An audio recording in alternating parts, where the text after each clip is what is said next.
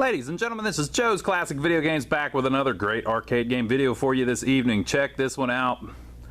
Real famous one here. Haven't had one of these in a while, but it's a very interesting game. This is Midway's famous, I don't know what a better word would, infamous might be a better word.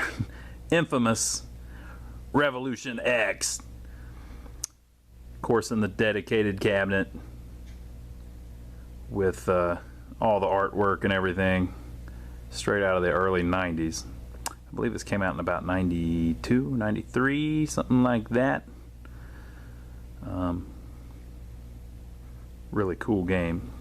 So we got it in, we've been working on it, and we finally got it fixed up. Let me see if I can find the date before we start out, because you guys are probably throwing your shoe at the TV to tell me I'm wrong. 1994. And it's the dedicated cabinet. I can't remember if the red T-molding was on it originally. I think we updated that. It's a little upgrade, people. Little mini mod. Look at her. You might not be able to tell on the because of the resolution, but somebody had scratched their name and where her hair is, so they've repainted that part. But look on this side, it's original on this side, so I probably ought to show this side.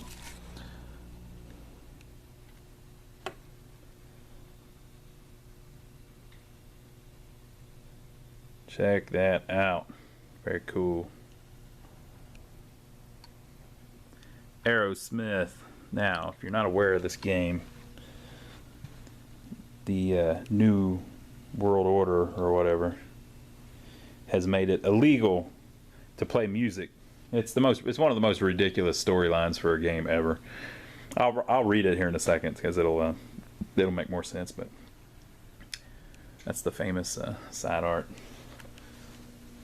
There's artwork on the front. This is very similar to their T2 cabinet. I think T2 came out before this, and I believe that there was a kit to turn a Terminator 2 cabinet into an Aerosmith Rev X cabinet. But I don't believe, I think this is, let me make sure. Yeah, this is dedicated. Look, it's still got the sticker there. Of course, I guess the sticker could have came with the cabinet too, but yeah, I'm pretty sure this is dedicated. But the Terminator 2 cabinet is very similar. And you could turn a Terminator 2 into a Revolution X with all artwork and everything. But the oh, you know what? I don't think you swapped the guns whenever you made the T2 a Revolution X, so this couldn't have been originally a Terminator 2. But anyway, I digress. Where was I? They had the 2-player version, which is this, the dedicated one. They had the one where you could change a T2 into one, and then they had one that we've never had. That was the 3-player, and it was a huge cabinet. It was actually even wider, and it had this big old piece of plywood. All of it's plywood, but I'm just calling it plywood.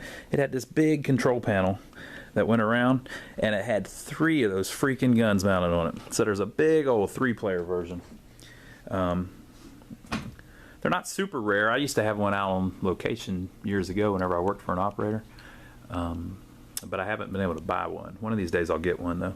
Thing weighed a ton. I mean a ton. This one weighs a ton, and it's just the 2-player one.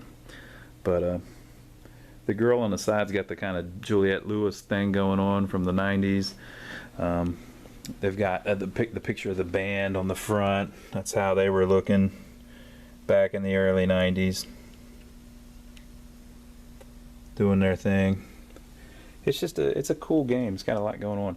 Now these guns are really ridiculous too. Basically, the gun is a machine gun, and the reason the top is so flat like this is because in the game you can shoot CDs at people. So whenever it gets to that screen where it explains it all to you, I'll film it here in a second. But it says, no music, no games, no voice, no choice. Forget that. Music is the weapon. New Order Nation.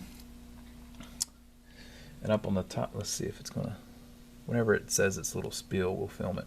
But up here at the top, you've got Steven Tyler doing his thing.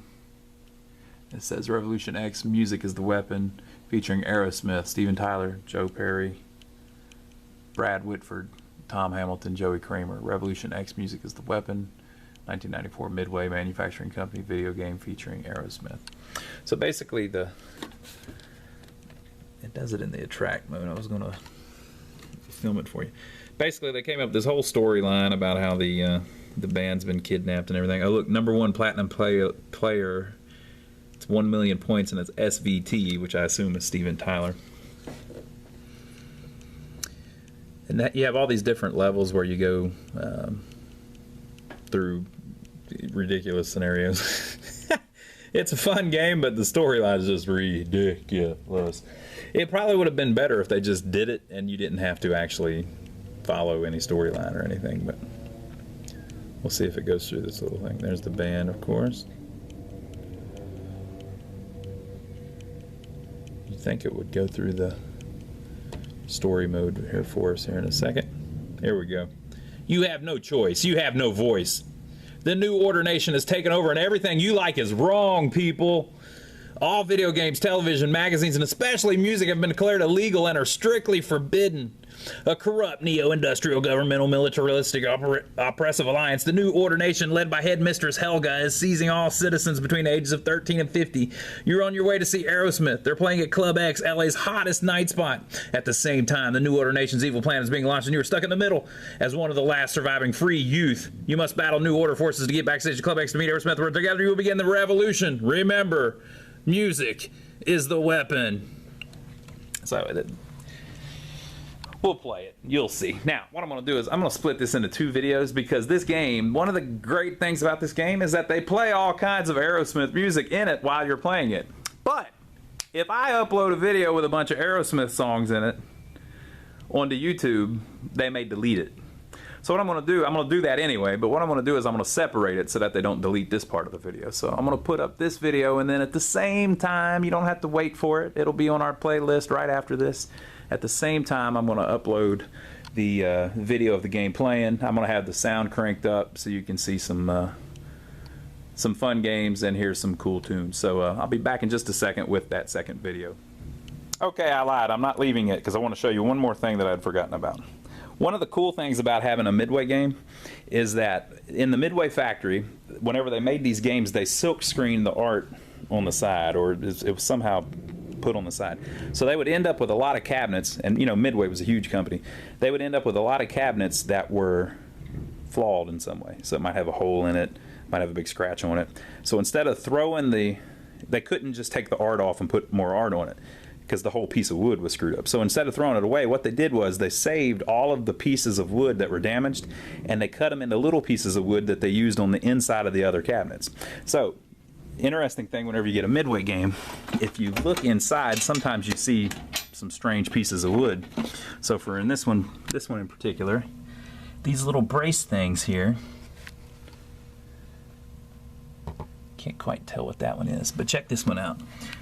This little piece of wood here, can you folks tell what that is from? So I'll give you your first clue. It was made by Midway, which at the time owned Bally Pinball as well, and Williams Pinball as well. Right? They were all the same company. And shortly after that, they bought Atari as well, or they all merged. You know, it's all the same company. Bally, Midway, Williams, and Atari. Shortly after this. So that's your first clue, right? Your second clue is it is from a pinball machine.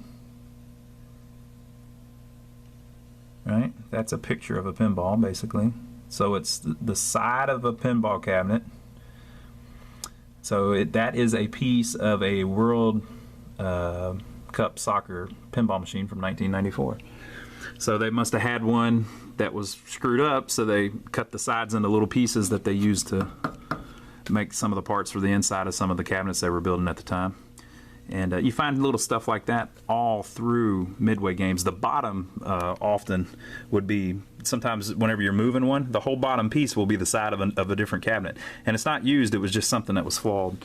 They did it all through their history too. This is 94. In the early 80s when they made Miss Pac-Man, sometimes you'll see like a 1983 or so Miss Pac-Man or something like that, that'll have the bottom piece will be the whole side of a different game.